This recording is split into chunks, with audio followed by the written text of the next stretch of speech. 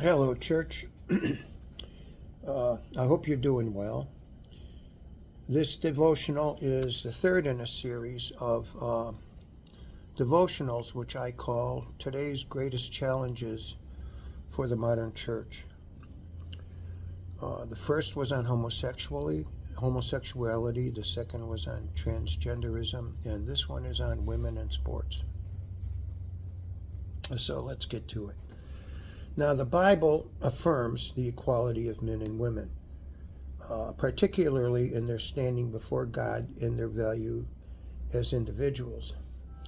God affirms their equality in creation. Genesis 1:27 states that humanity, both male and female, is created in God's image, signifying their equal value and worth. We have equality in salvation. Galatians 3:28 highlights that in Christ there is neither male nor female, emphasizing the equal status of all believers before Christ. And equality in service. Galatians 3:28 highlights that in Christ there is neither male nor female, emphasizing the equal status of all believers before God. And I have a few others, but let's get to it. Women in sports.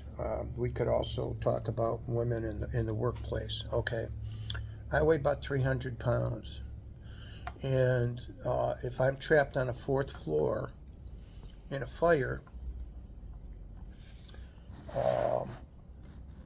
I can't see a 120 or 130 pound woman carrying me down a ladder out of a fourth floor window.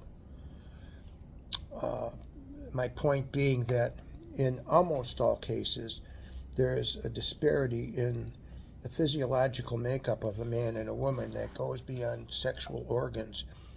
Yes, we have XX and XY chromosomes, but we also are made for different tasks.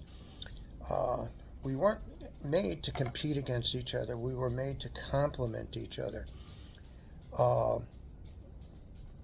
Serena Williams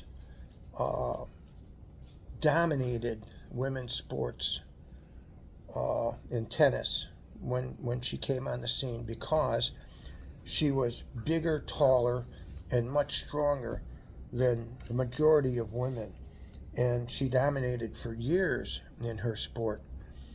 And one day she was asked on a TV show, do you think you're the best tennis player in the world? And she said, I'm the best female tennis player in the world. And one of the people on the show said, why don't you just say you're the best? And she says, I'm the best woman. And they said, well, why don't they include women in, to play tennis? And she looked at him and said, look, you need to understand something. I dominated, I'm paraphrasing here, so don't hold me to an exact quote, but basically her view was this. If I were ranked against men in tennis, I wouldn't be higher than 500. That's just the way it is. The men hit the ball too hard, too fast. They're just superior to women physiologically that there is no serious way to compete against them.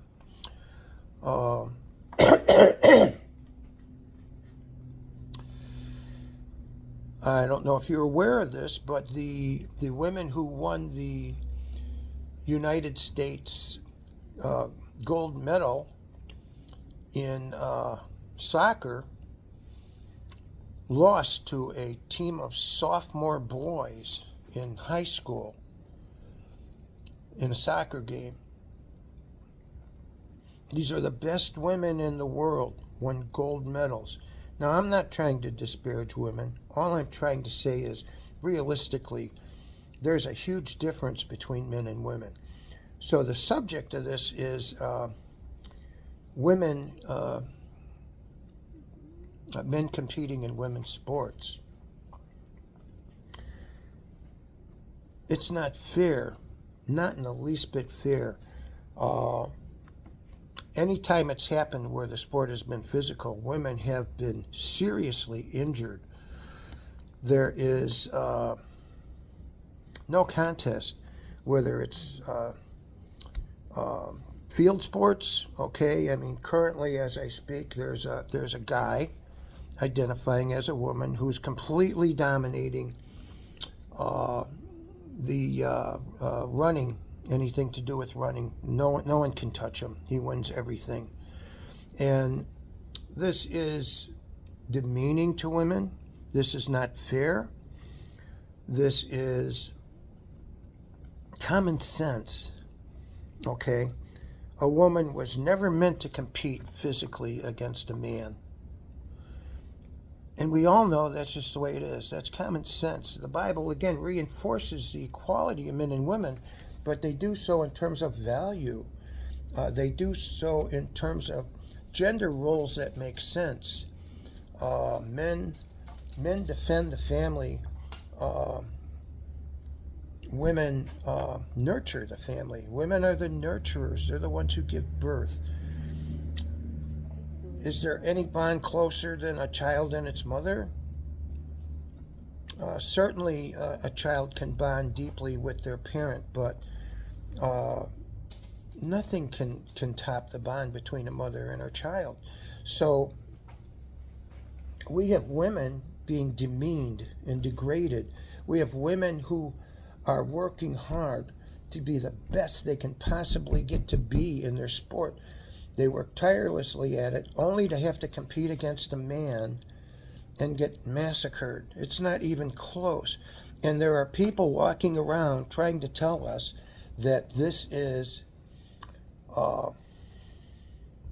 okay, and that we're not recognizing that this man identifies as a woman. Okay, have a separate sport for transgender women. Have a separate sport for men who think they're women and let them compete against each other. But don't make a biological female compete against a biological man.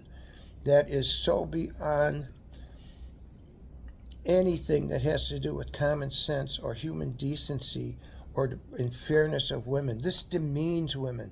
This robs them of their dignity. This robs them of any chance they have for scholarships. This is just absolutely ridiculous. Now, Ephesians 5:21 calls for mutual submission within marriage of a man and a woman, emphasizing the need for both spouses to be submissive to one another and not to dominate each other.